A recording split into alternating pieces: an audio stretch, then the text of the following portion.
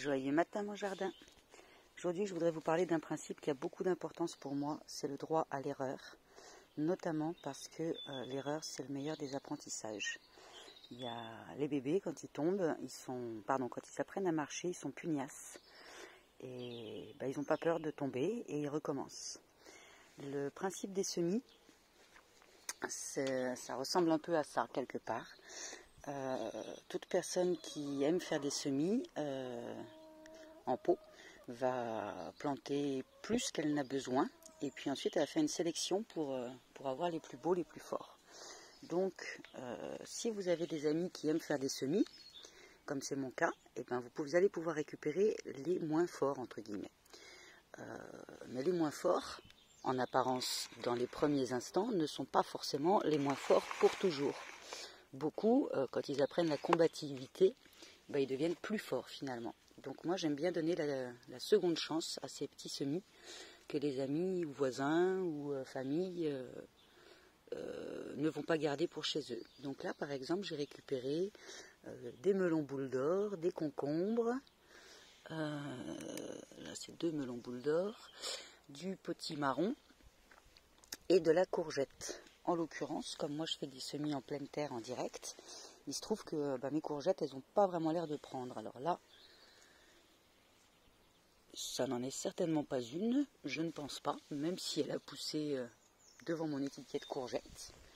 Et puis si je vous emmène, excusez-moi, je circule toujours dans le sens de l'énergie dans mon jardin. Hey chouchou, t'es assis sur mes plantations.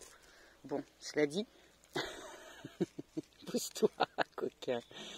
Cela dit, ce sera une épreuve pour elles et du coup elles seront plus fortes. Oui, donc j'en étais à mes courgettes.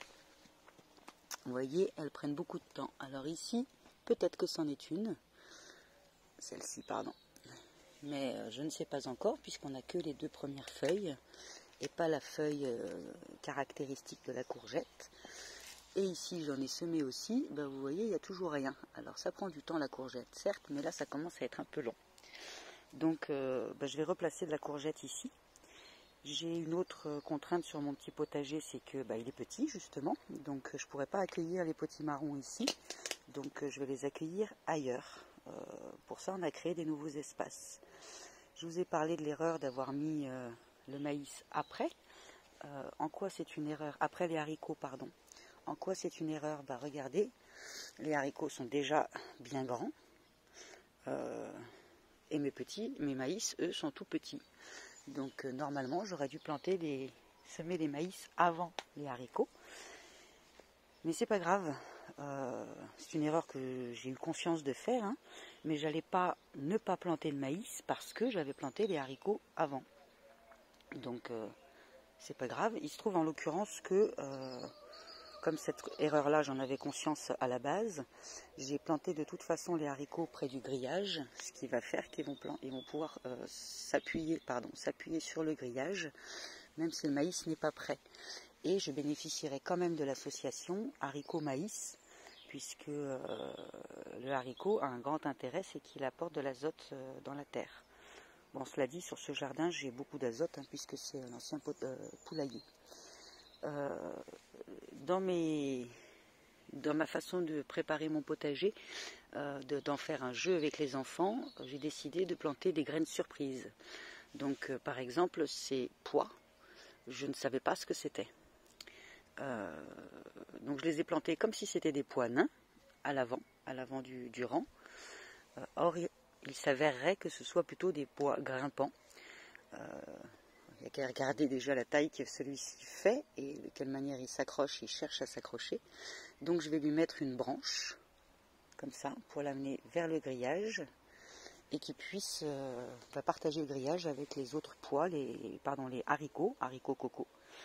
Et pour moi, ça devient plus un jeu que de trouver des solutions, car il n'y a pas de problème sans solution, sinon c'est que ce n'est pas vraiment un problème, ou qu'on n'a pas à penser à toutes les solutions. Et ça devient un peu comme un jeu de piste, comment trouver les solutions aux problématiques.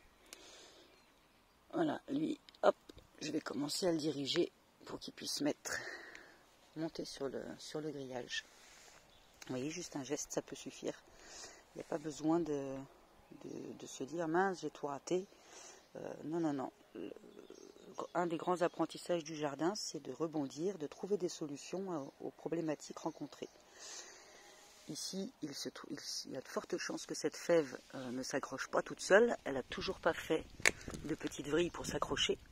Donc, j'ai finalement peut-être bien fait, même si c'est une erreur dans le sens où elle ne s'accrochera pas d'elle-même à l'arbre, au moins j'ai un support quasi infini, en tout cas par rapport à la taille de la fève, puisque je vais pouvoir l'accrocher à l'arbre sans avoir besoin de rajouter des piquets de plus en plus grands.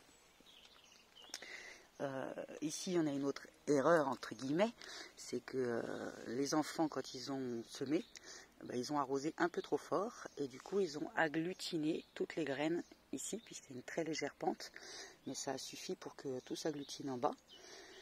C'est pas grave. D'une part, la roquette sera certainement partagée avec d'autres petits insectes, et d'autre part, il va y avoir une sélection qui va se faire un peu toute seule, avec les plus fortes qui vont pousser et les moins fortes pousseront moins. Et puis comme je l'ai déjà dit à plusieurs reprises, je ne suis pas dans une logique productive sur mon jardin. La production, c'est du bonheur. Je ne dépends pas du jardin pour manger. Donc voilà, c'est plus un coin d'apprentissage aussi pour les enfants.